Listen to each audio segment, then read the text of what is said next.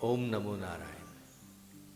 ब्रह्मपुत्रः अमृतस्य पुत्रः रचयिता परम पूज्य मां रितेश्वरी देवी जी। आज का प्रकरण 34वां। सुबह का 5 बजे का अलार्म बजता है।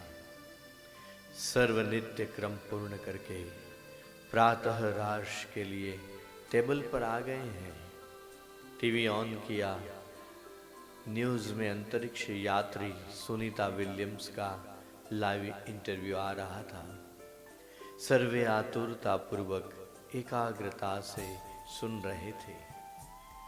सुनीता सदेह अंतरिक्ष में सफर के लिए गई तथा कई दिनों वहां गुजारे, लेकिन हमारे पूज्य गुरुदेव श्री भृगुराम जी को साधन बिना ही सदेह अंतरिक्ष में उड़ते हैं। दोनों समक्ष ज्ञानगंज आश्रम आ जाता है। बोरिस बोलता है, या विज्ञान और योग ने दोनों ने सिद्धि हासिल की ही है, पर दोनों के प्लेटफॉर्म अलग अलग है। विज्ञान ठोस, द्रव, गैस, ऊर्जा और आकाश पर प्रयोग करके ब्रह्मांड विषयक माहिती प्राप्त कर रहा है तथा आगे भी करता रहेगा, जबकि हमारे वेदांत में प्रत्यक्ष योग में पृथ्वी, जल, वायु, तेज तथा आकाश पंच तत्वों से उत्पत्ति, स्थिति एवं लय का वर्णन किया है।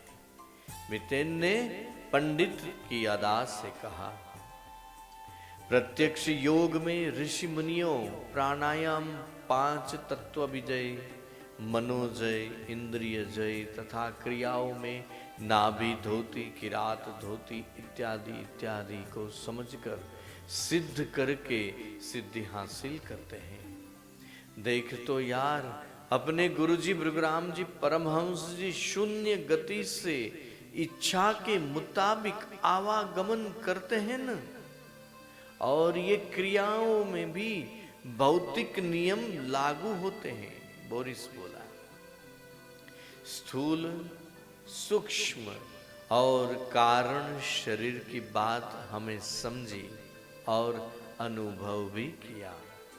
वह सत्य ही है। यदि चाहे विज्ञान यूं कहे कि ये पॉजिटिव और नेगेटिव ऊर्जा का कमाल है, पर वेदांत का गूढ़ रहस्य तो महासिद्ध योगियों के अलावा कौन जान सकता है। वितेन्यानंद सह कहा, योग सिद्धि व्यक्तिगत लाभ देती है।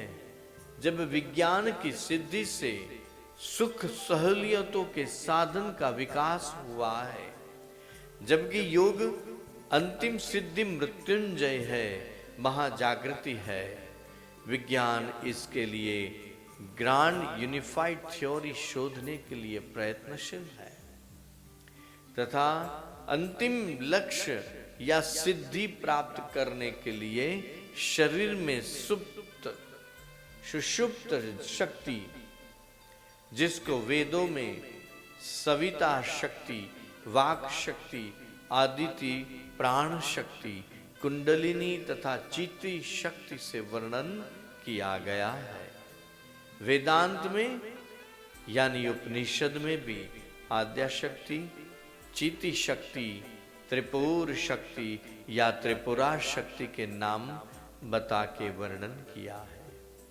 वितेन ने शास्त्रज्ञ की अदा से कहा, विज्ञानियों यह जगत का कारण कोई सर्वव्यापक चेतन तत्व है ऐसे मानते हैं, लेकिन यह अनुभव सिद्धता पूर्वक समझने के लिए विज्ञानियों ने परम सिद्ध परमहंसों को मिलना ही चाहिए तथा शरीरस्थ सुषुप्त चित्ती शक्ति जागृत करने का प्रतीति एवं अनुभव करना ही चाहिए। वितेन ने कहा, जैसे कि आकाशीय तरंगों के कैच करने के लिए रेडियो या टीवी चालू करना पड़ता है, सो रेडियो या टीवी में विद्युत संचारित करनी पड़ती है। वैसे ही सृष्टि के अंतिम तत्व को प्राप्त करने के लिए अथवा आत्म साक्षात्कार के लिए शरीर रूपी रेडियो टीवी में कुंडलिनी चित्ती शक्ति रूपी विद्युत का श्री परम गुरु द्वारा संचारण करना अति आवश्यक है, जो हमने सिद्ध गुरु द्वारा प्राप्त हुआ है। बीच में बोरिस बोलता है, इन शॉर्ट सिद्ध गुरु द्वारा चित्त शक्ति को ऊर्ध्व गति में प्रति प्रसव में कार्यान्वित करना ही सही दीक्षा है। किम बहुना, उसके बाद ही अंतर यात्रा शुरू होती है और सिद्धि की उपलब्धि के पश्चात आत्मज्ञान की अपरोक्षानुभूति होती है। वितेन ने अपनी बात पूरी की।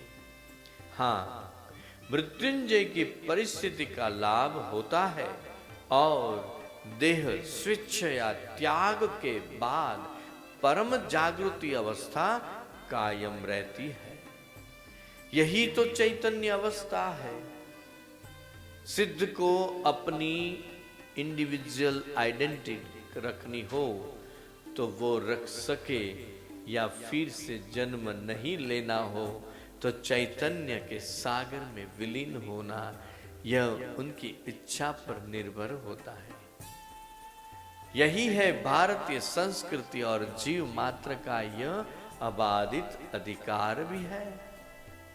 क्या करना यह जीव पर निर्भर है। वितेन ने अपनी बात पूर्ण की। अब निकलना चाहिए। नैन्सी बोली। सर्व कार में बैठ गए। कार छत्रपति शिवाजी एयरपोर्ट पर आ पहुंचती है। विदाई वस्मी नहीं, पर यहां तो प्रेम माधुर्य युक्त थी। चारों परस्पर भेंटते हैं।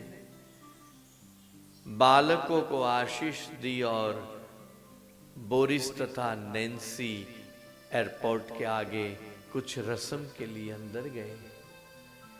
जब तक वे नजर आते थे तब तक आंखों से मिलते रहे, हाथ हिलाते रहे। नैन्सी तथा बोरिस को एयरपोर्ट निकल गया। चारों तथागत में आ पहुंचे। 2.5 घंटे के बाद प्लेन की गड़गड़ाहट सुनाई दी। ये प्लेन उड़ा। अंकल आंटी भी उड़ गए। बच्चों की ध्वनि कमरे में गूंज रही है। अब दोनों पक्ष में साधन भजन नित्य क्रम बन चुका है। तथागत आश्रम में बदल गया है। 12 वर्ष पूर्ण करने की प्रतीक्षा में तथागत अटल आनंद मौज कर रहा है। रितेश्वरी रचित ब्रह्मपुत्राः ग्रंथ की पावन ज्ञान गंगा ने समस्त साधकों की आध्यात्मिक तृषा को संतृप्त किया और साथ साथ ज्ञानगंज और सद्गुरु महिमा जैसे कई रसप्रद विषयों पर भी प्रकाश डाला। साथ ही साथ ज्ञान पिपासुओं की जिज्ञासा में भी उन्नति की है। इस दौर को हम पुनः यूं ही जारी रखेंगे और ऐसे ही प्लेटफॉर्म पर हम मिलते रहेंगे नए आध्यात्मिक अध्यायों के साथ। बस कुछ दिनों का एक विराम होगा और फिर से हमारी ये यात्रा आगे बढ़ती रहेंगी नए ग्रंथों और नए विषयों के साथ। दौर ये ग्रंथों का यूं ही जारी रहेगा। नए संतों से हमें अवगत करता रहेगा। अध्यात्म अभीप्सा होगी संतृप्त साधक की। सद्गुरु का आशीष सब पर बना रहेगा। बस यही ये ब्रह्मपुत्रा की यात्रा पूर्ण होती है और ये अपना अध्याय 34वां समाप्त करते हैं और यहाँ कथा विराम लेती है, आराम लेती है। तो जल्द ही हम इस प्लेटफॉर्म पे फिर से मिलेंगे। तब तक के लिए ओम नमो नारायण।